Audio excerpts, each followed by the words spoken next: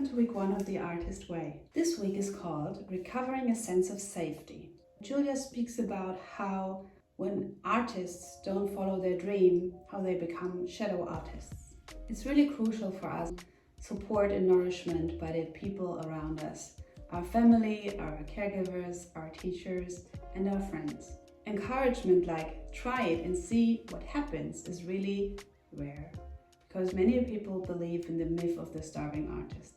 And what that ends up doing is to put people in a second row position where they pursue careers that are indirectly connected to art. For example, Edwin, who is a trader, a very successful trader in his mid-30s, is wealthy as a consequence of his father buying him a seat at the stock exchange. And he has traded successfully for almost 15 years, but he feels unfulfilled. In his attempt to fill his desire, to fulfill his need to be creative, he collects art. But it's not the same as if he were actually creative himself. Or the case of Erin, who is a children's therapist and receives stories secondhand when she has the gifts to be a writer. In a well-meaning attempt to protect their children, parents sometimes say things like, "Stop daydreaming.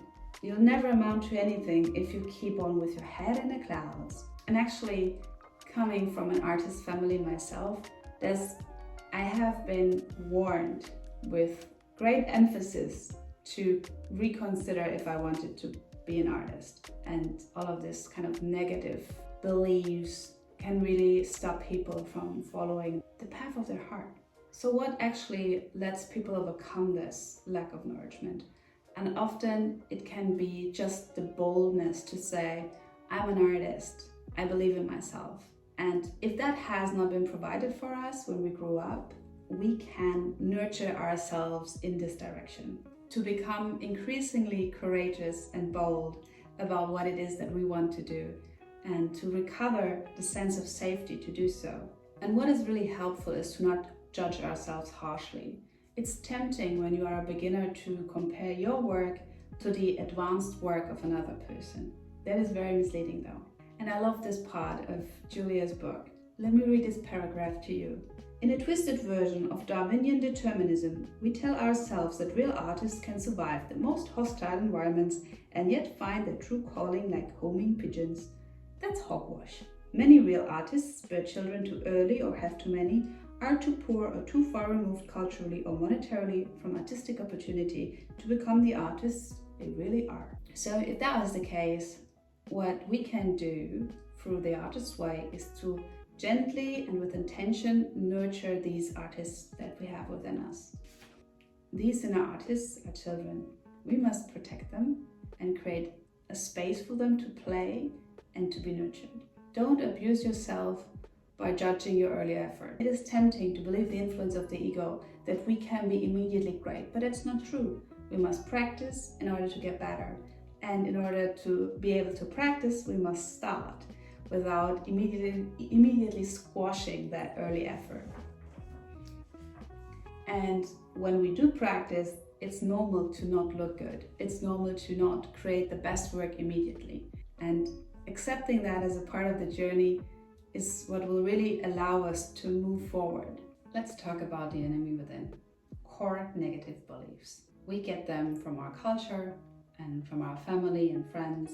And sometimes when we excavate those that are cultural negative beliefs, we can still be stuck with the ones that we received or mimicked from our closer environment, centered around what happens when you become an artist. Negative beliefs can sound like this. Everyone will hate me, I will hurt my family and my friends, I will go crazy, I will upset my mother or my father, my sexuality will change, I will get sick, I will die, I will get left by everybody, stuff like that. So, and it's tempting to never investigate those, but just because we have them doesn't mean that they are true. So when we do investigate them, we can all of a sudden see, oh, I have really old beliefs that were intended to keep me safe. Something like I can't spell, that maybe we picked up in, early school days, and we got to be much older, but it's still stuck somewhere, and then we judge this negative belief as silly, so we never kind of air it out.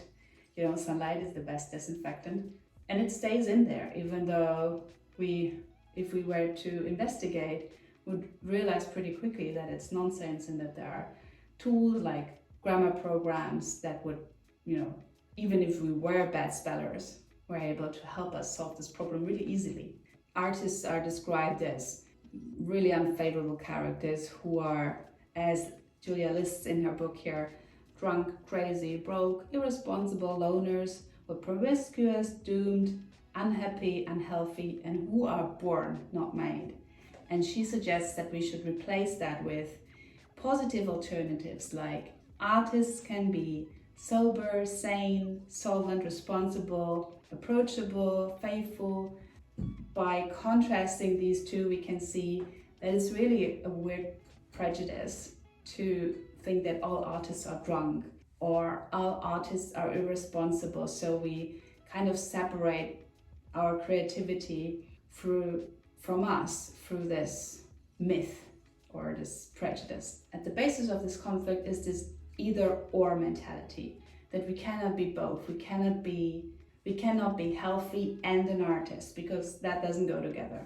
Or that we cannot be financially successful and an artist, because those don't go together. But in the end, it's just internalized negativity, and we can air it out and let it go. How we feel about others when they take center stage might reveal how we feel about ourselves. If the person is genuinely talented, that's one thing. But if they're not talented and just grab center stage and attention, we might feel real resentment. It's not just jealousy, it's a way of staying stuck. Now the goal is to become even partially as good in positive self-talk as we are in this automated negative self-talk. And if you're wondering that this is just a human thing, in order to stay safe, we have this inner monologue because the brain knows language. That's not mentioned in the book. That is just something I learned along my way as a creative and as a human being who's interested in self-worth. Affirmations have the potential to help us feel safe and hopeful. So let's try and utilize them and see how they help us. We can find negative blurs through our morning pages, for example, where when a judgment comes up that we have just stream of consciousness written down, we might all of a sudden realize, and that is my example, that we got kind of pressured in a hurry. You know, there's a sense of, for me, I don't have time. And I have felt this way even when I was in my 20s, which is obviously bogus, but I never investigated it. So I always felt like I didn't have time for the things that really mattered and to develop just from this core belief, even though the opposite was true. And now I have a lot of time still. An alternative to waiting if something comes up in the morning pages is to write the following. Take your name and then praise yourself on paper and say something like, I am brilliant and prolific in whatever it is that you do, and see what comes up. Write it 10 times in a row and then listen to the objections that might come up. For example, being ridiculed for presenting yourself as somebody who is good at something. And it's really surprising how negative these things are that are buried deep within, and how soul crushing they are. Safety, or an illusion of safety, and self-sabotage can be really, really close together. And once we've done that and trained these positive affirmations every day, we get to also do some exercises. We are picking the ones that speak to us most and least, and leave the neutral ones for later. And I have picked to take yourself on an artist date and imaginary lives, where you pick 5 other lives to lead. What would you do in each of them? And then you list them and create a little backlog of experiences you would love to have in your life. So for example, if you pick country singer, you would allow yourself to be open for opportunities to sing and to experience what it is that lights you up about being a country singer. Or if you're a dancer, to really incorporate dance into your life.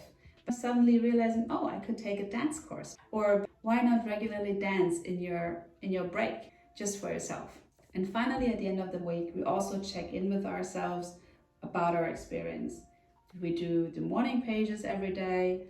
If yes, very good. If not, why? Did we manage to carve out 2 hours for our artist date? And what did we do? How did it feel? And just in general, understand, are there any issues we have run into? I also wrote a letter to the editor in my defense. It is great fun to write this letter in the voice of your wounded artist child. I did that. It was really good. And in terms of imaginary lives, something really interesting came up for me. A treehouse architect. So what I did for my artist date, I went ahead and bought some materials and started building my little treehouse. Interesting enough, it was a bit more challenging than I thought, so it wasn't as much fun as I had hoped for. But what I learned is that I can also just draw it first and then see how I could make a little model of it and let my fantasy really roam. Whereas going from like just buying the materials and building, creating these imaginary spaces, it really speaks to my heart. Also, how I would imagine myself to live in a treehouse. You know, a little reading nook, and then a way to heat water for tea, have a big window that I could watch birds in the trees from. If I were to repeat this artist date, I would probably change it quite a bit. Thank you so much for watching, and see you next week in Recovering a Sense of Identity.